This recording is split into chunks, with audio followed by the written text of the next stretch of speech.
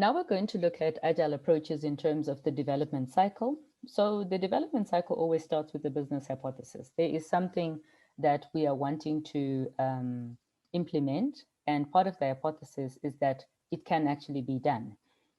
So if we look at the steps that are involved within the general agile approach, you've got the planning and prioritization process. You've got to prioritize the requirements that are coming in from business. And the prioritization is important to ensure that we are not over-promising and under-delivering.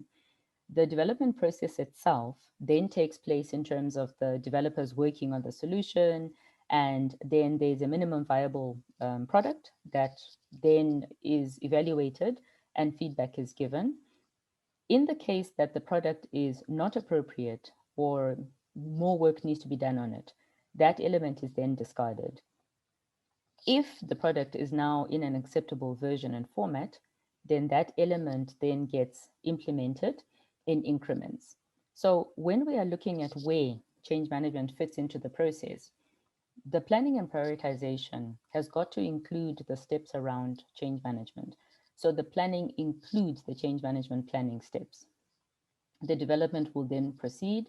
Evaluation and feedback has got to be done with the correct stakeholders, which is why the stakeholder mapping at the beginning is so important, because the stakeholders that are going to provide the feedback on whether the product is discarded or the product is implemented are going to be very essential, and they have to be the right stakeholders that are making the decision. This is where, from a change management perspective, we also make use of participatory processes within the decisions on what to keep and what to toss. And then if we look at the planning onion, as we like to call it, you've got your project planning, you have your release planning, and you have your iteration planning. All of this planning results in the development of the product or the service in increments.